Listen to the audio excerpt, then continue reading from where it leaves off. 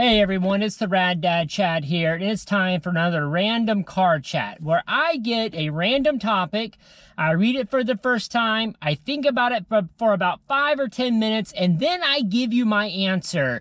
And you can see me, maybe I'll stumble to come up with an answer, maybe I won't know what to say, maybe I'll make mistakes, and you can make fun of me if you want to, or whatever you want to do. And so here's today's random topic. It is, do you think living in the present is more or less challenging than living in the past? Why? All right, well, I'll be back with you in just a few moments and we'll see. All right, so I was able to think about it for a few minutes, and at first I thought this is going to be an easy answer because we live in, I mean, there's no argument at all. From a technological point of view, from an ease of life point of view, this is definitely the easiest time to live in. I mean, look how far advanced we are. And I've talked about this in a previous van vlog as well. And in that van vlog, I talked a little bit about how basically we're creating a matrix for ourselves. But just going back to what I said here, it's like, I mean, but I could think that there's people who live in every time who think, oh, life is so difficult, it's so hard. It's all about perspective. It's all about how you view it. Luckily, I mean, I was able to grow up at a time where I've seen technology advance a lot. I know my father has seen technology advance a lot, and my grandfather has seen, like, from their points of view, it's way more than I've seen advanced. And I like, but you know, the thing is, it's like you would think somebody like in the 1500s, and by the way, these things can go anywhere, was probably thinking like, oh my goodness, well at least it's not like the 1200s, but you're wrong. Because you see, in the 1500s, people really didn't have much of an idea of history on a broad level, general basis. We have it because we have books and things like that in mass communication. But before the printing press, I don't know when the printing press came out, I'm hoping it's after the 1500s, but before books were mass, like widely available to the public, I don't think people lived day to day thinking about like, you know, hey, things are so much worse or things are so much better. I think there was a period of time before the Industrial Revolution where things were pretty much null. Everybody pretty much had like the same, you know, experience. But I started to shift my answer as I was thinking about it. And I think it's like, from a social point of view, because we are so cut off from each other now, and I never thought in my life, especially when the internet first came out, I shouldn't say when the internet first came out, but when it became available to me, when I first was introduced to it, that I may type something on the internet that may come back and haunt me like 20 years from now. But now that's what I'm seeing all the time. And I think what's happening is, it's like people, they can hide behind their keyboards and they can demand things like people be fired or people, you know, dox people and stuff like that.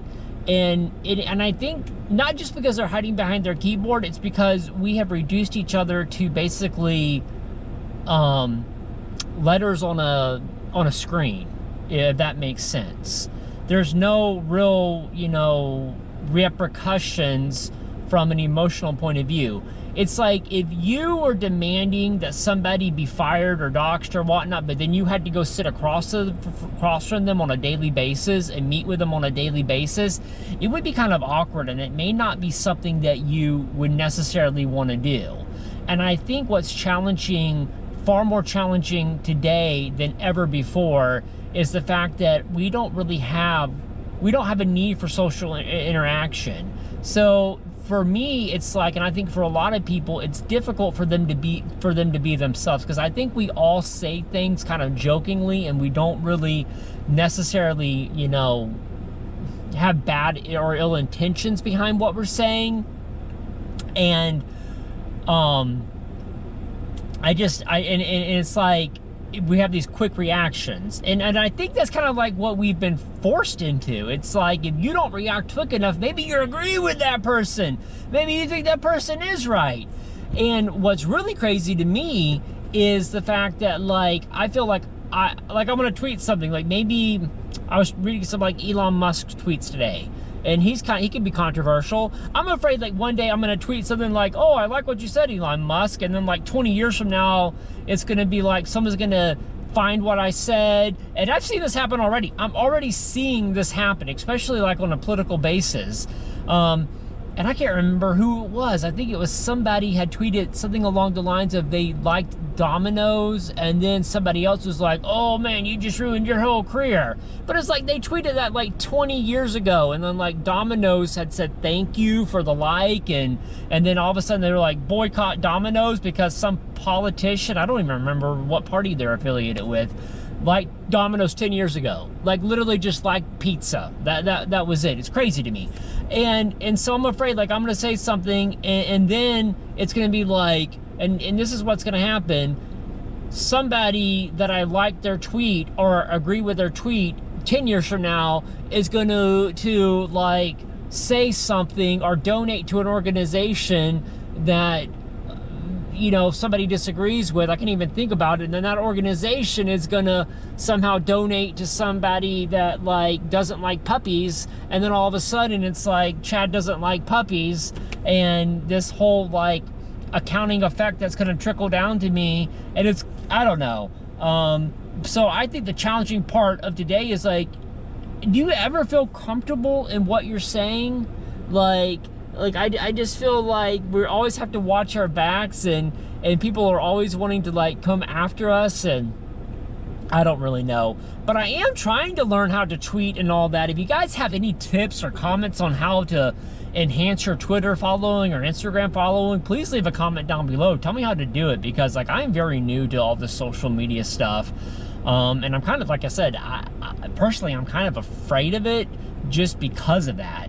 And I think that's what I think the most challenging part of today is, and I don't know how to, I think I pretty much already said it, is we just don't know how to, there's no real social interaction.